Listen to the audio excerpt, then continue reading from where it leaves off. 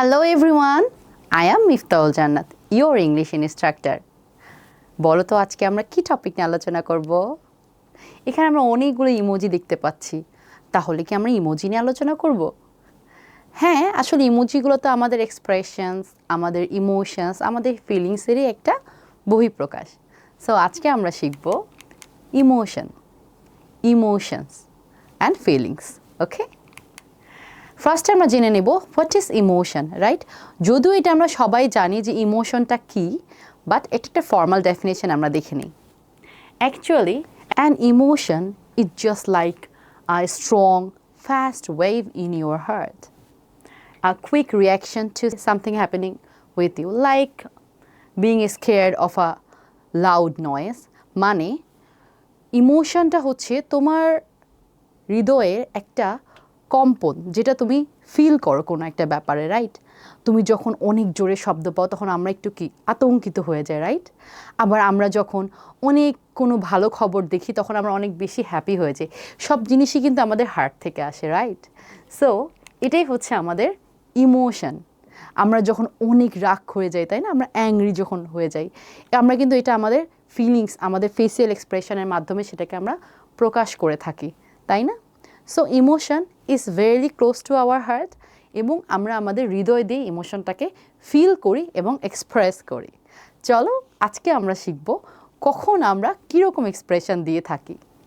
এটা হচ্ছে happy emotion, তাই না? আমরা যখন অনেক হ্যাপি থাকি তখন আমাদের এক্সপ্রেশনটা কেমন হয়? Like this. Okay, happy every day is a happy day. The second one is sad মানে যখন আমাদের মন অনেক খারাপ থাকে, আমরা যখন অনেক বেশি কষ্ট পাই।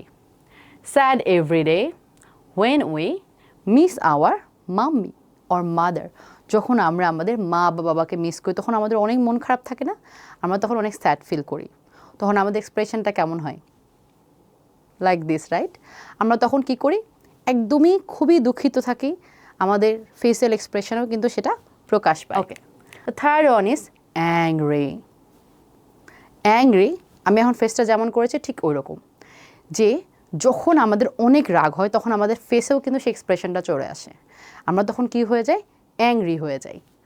Angry everyday when our siblings teases us, যখন দেখা যায় তোমার ভাই বোন, তোমার কাজিন, তোমার ফ্রেন্ডরা তোমাকে টিজ করে তখন তোমার অনেক রাগ হয়, তাই না?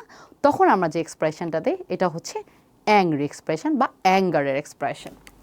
দিস ইজ এম্বারেসড মানে লজ্জিত হওয়া। আমরা যখন দেখা যায় যে অনেক সময় হাঁটাহাঁটি করছি না, হাঁটতে গিয়ে ঠাস করে পড়ে গেলাম লোকের ভিতরে, অনেকগুলো লোকের মাঝখানে, তখন আমরা লজ্জা পাই, বা অনেকগুলো লোকের সামনে হয়তো আমরা একটা ভুল কিছু বলে ফেললাম, তখনও কিন্তু আমরা এম্বারেসড ফিল করি, তাই না? So embarrassed every day when I fall down, যেটা আমি অলরেডি এক্সাম্পল দিয়ে বুঝাইলাম। সো আমরা লজ্জিত বোধ করি, তো লজ্জিত হওয়ার ইংলিশ হচ্ছে এম্বারেসড। তারপর হচ্ছে excited. Okay, excited every day I feel excited, যখন আমরা কখনো ট্যুরে যেতে চাই, তাই না? ট্যুর প্ল্যান, পিকনিক প্ল্যান, বা আমাদের যখন এক্সাম শেষ হয়ে যায় তখন আমরা অনেক এক্সাইটেড থাকি যে আমরা কী করব না করব, তাই না? সো ওই ফিলিংসটা যে আমাদের ভিতরে কাজ করে এটাকে বলা হয় কি? এক্সাইটেড মানে উচ্ছ্বসিত, right? And this is confused. আমরা আছে না অনেক সময় কোনো কিছু নিয়ে চিন্তা করি যে আসলে ব্যাপারটা কি এরকম হবে নাকি ওই রকম হবে। আচ্ছা, আমরা কোন কালারের ড্রেসটা নিব, red one or black one? So এই যে আমাদের ভিতরে একটা কনফিউশন কাজ করে, এই এক্সপ্রেশনটাকে আমরা বলবো কনফিউজড, বা এই ইমোশনটাকে আমরা কি বলবো? Confused every day something is confusing. যখন কোনো কিছু নিয়ে আমরা কনফিউজ থাকি সেটাই হচ্ছে আমাদের কি একটা এক্সপ্রেশনের মাধ্যমে আমাদের চেহারায় ফুটে ওঠে।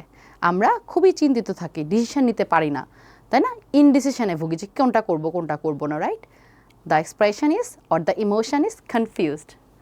অ্যান্ড তোমরা কিন্তু আজকে আমাকে একটা জিনিস বলতে কখনোই ভুলবে না, যে how do you feel today? আজকে তোমরা কেমন ফিল করছো? এখানে যতগুলো ইমোজি আছে, যতগুলো ইমোশন আছে, এখান থেকে তোমার ইমোশন কোনটা, তোমার ফিলিংস কোনটা, এটা কিন্তু অবশ্যই কমেন্ট সেকশানে দিতে ভুলবে না। Thank you everyone. আমি আশা করি তোমরা এই ওয়ার্ডগুলো তোমাদের ডে টু ডে লাইফে ইউজ করবে এবং নিজের ইমোশনটাকে একটা কারেক্ট ইংলিশের মাধ্যমে প্রকাশ করতে পারবে। ভালো থাকো, সুস্থ থাকো, দেখা হচ্ছে পরবর্তী ভিডিওতে।